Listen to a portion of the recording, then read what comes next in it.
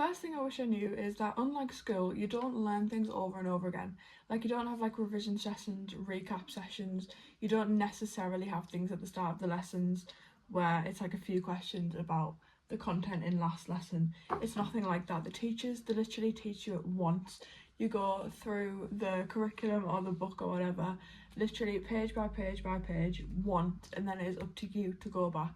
You don't do it again, not even in second year, not even close to exams. You don't have like revision periods. You literally do it once, and then it's your responsibility to learn it either in your free periods. But this does mean that you need much more like self-discipline, because it's completely up to you to actually learn the content. And I definitely did not do this as much in first year.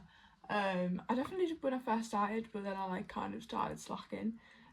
Also, like kind of linking to this, if you're starting, don't fall into the trap of the free periods.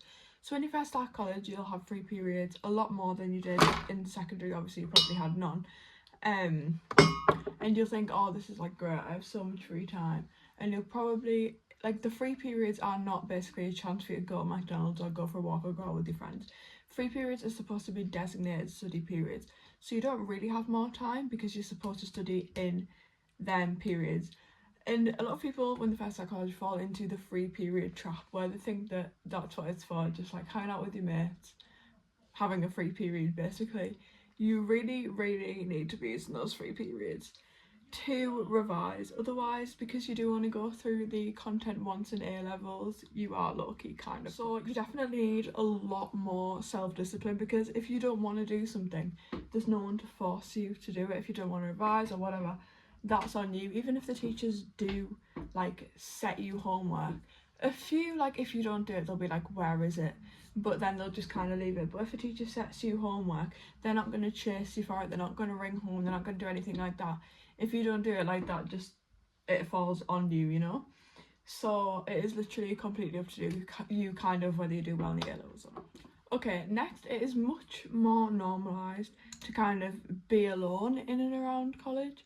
So it's not like secondary where everyone kind of like has their own friendship groups and everyone like sits at a specific table with their group. Like, you can sit by yourself and no one will literally blink an eyelid, and you're constantly mixing with different people. So it's not like people actually have a set friendship group really, because everyone has kind of different timetables, everyone does different subjects, so not everyone's free at the same time. So like, people are just kind of everywhere. You merge with a lot of different people from obviously all different secondary schools, different people from everywhere. So it's nothing like school in that aspect where everyone has their own friendship groups, because everyone just kind of like, you will get like a few friendship groups, but like that is the minority rather than the majority like it is in secondary school.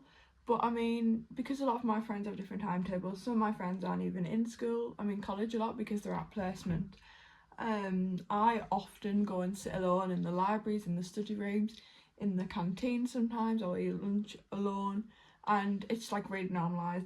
There's loads of other people eating lunch alone. It's not like secondary school where if you're alone, like, other friendship groups or other people are gonna like come and check up on you, or the teachers are gonna think like you're lonely and stuff. It's just like completely normalised, which that honestly suits me a lot as an introvert, because a lot of the time I actually prefer to be alone anyway, and so the fact that no one really cares if I'm alone just makes it even better. Okay, the next thing is that in sixth form you don't call teachers by like Mrs. whatever, like you don't call them by their surnames.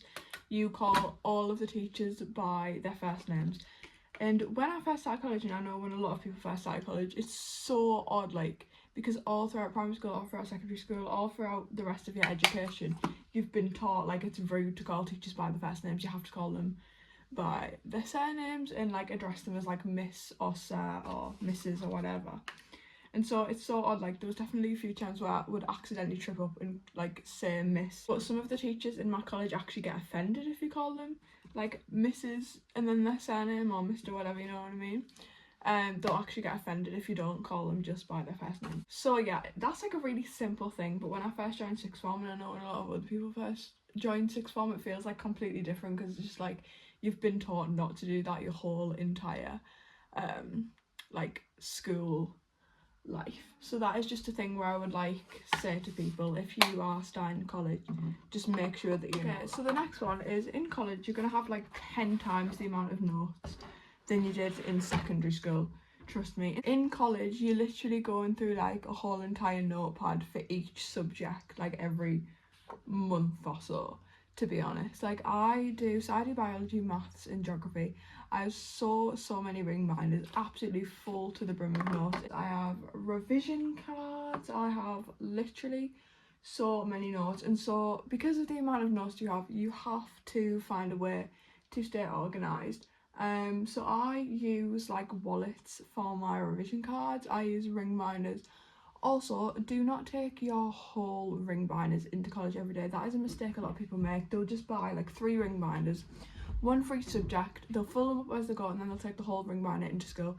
That's just not going to work in the long run. You need to get 3 binders to keep home, and then you need to get a smaller binder to take into school each day with like the most recent notes or like whatever you kind of need. But just trust me, you will go through a lot more paper and a lot more just kind of room than you would think. A really good thing I think is I actually take notes on my iPad, which I would highly recommend, with my stylus. Just make sure they are backed up, because in my first term at college I lost all my first term geography notes because I had an issue with one of my iPads and I lost them all. So just make sure they're backed up, but that is a really good way to store notes, and it stops you from dealing with like loads. And just like kind of linking to this, if you didn't know already, when you go to college, like 99% of the time you don't get given stuff like secondary school. So they don't give you a book, they don't give you literally anything. You bring everything with you. So you bring binders, you bring a notepad for each lesson, well, each subject.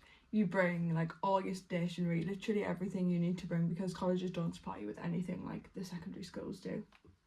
And you will get some teachers that, like, if you forget a pen or if you forget something or whatever, that they will like supply you with one. But it's not like secondary school where if you forget a pen, like you can just put your hand up and ask for a pen or like a notepad or anything like that.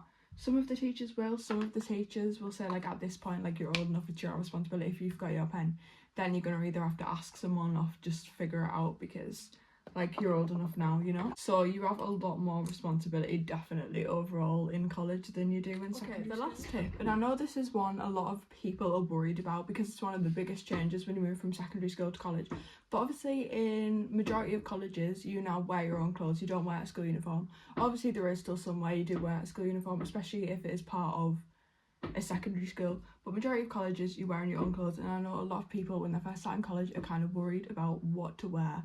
And first of all, let me just say, in college literally nobody cares what you wear, I'm not gonna lie.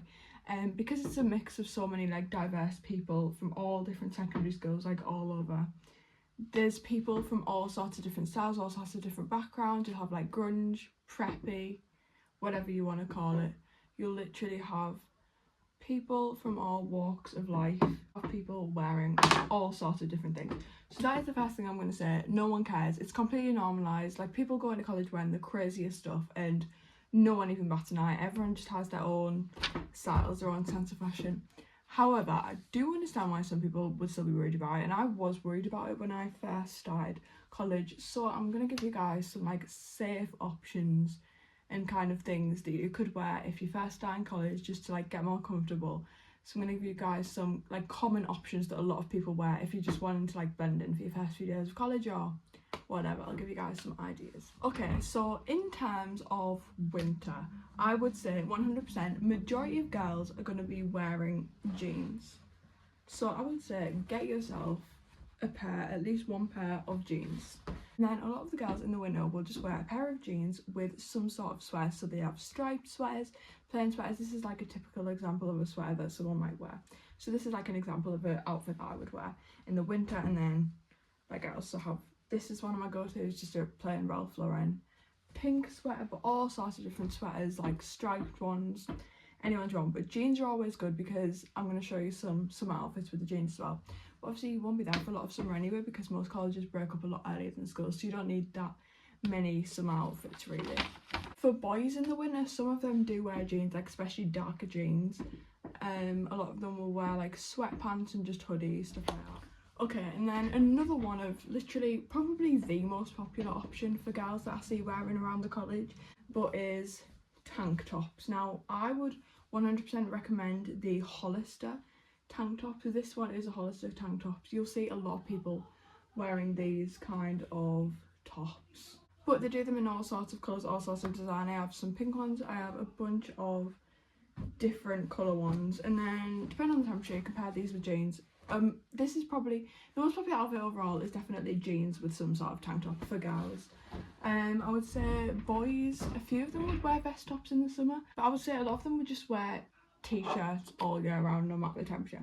But girls, tank tops and jeans. Then in terms of shoes, just any like plain trainer. Like I have some black Nike ones. It doesn't really matter about the brand, you can literally just get a pair of plain. I would recommend getting just a plain pair of trainers just so that it goes with anything, not because people care, because as I said, people don't really care, like at all. One thing I would say is, as I said, no one really cares what you do wear, but dresses are definitely not as popular. Like I don't really think I've seen very many people at all in my college wearing dresses. Shorts are actually not that popular really either. But I would say the other outfits the girls wear is literally just leggings and a top, or leggings and the vest top again. And I'm sorry if there's any boys watching this. Obviously I personally know about what girls would wear to college more, but if you are a boy and want recommendations, put it in the comments and I'll have a look. But as a girl, if you're starting college next year or whenever, if you are going to go out and buy 2 items of clothing, let them 2 items of clothing be a tank top and a pair of jeans. And then if you have money spare, buy a pair of plain black leggings. And I say this because jeans you can pair with literally any top and it's cute. Tank tops you can put with leggings or the jeans, and then like black leggings would go with any t-shirt or the tank tops. But finally, let me just reiterate about this point. I know I've already said it, but I promise you one thing about college is there's a lot less judgment than there is in secondary school. So no matter what you wear, no one is really gonna care that much. Like a lot of people really, even I, overthink what they're gonna wear on the first day of college, what they're going to wear at college, what they need to buy and all that sort of stuff, because it's like you've never worn your own clothes to like your education or whatever you want to call it before. But genuinely no one cares. People are wearing all sorts of different styles. Those are my 5 top tips for starting college, or like the 5 top things that I wish I knew before starting college. I hope some of you guys found this video useful. If there's anything else you want to know, literally just put it in the comments and I'll answer it. If you did enjoy the video or you found it useful, please consider subscribing. It really helps out the channel, and I'm trying to hit 200 subscribers, so help a girl out and subscribe. It takes 1 second and it's free. If there's any more video ideas people want me to do, literally just comment them in the comments and I'll do them. I have a challenge video that should be coming out in the next few weeks, but it's a long one. Well, it's not a long video, but it's a long one for me to film. Hopefully my best video yet. So I'm currently filming that at the moment, so that should be coming out in a few weeks. But as I said, if anyone has any video ideas, put them in the comments, I'll do them. And yeah, if you are starting college next year or whatever, I wish you guys very good luck, and it'll be perfectly fine. Everyone gets worried before starting college, but it's so much better than people think that it'll be. Love you guys, bye.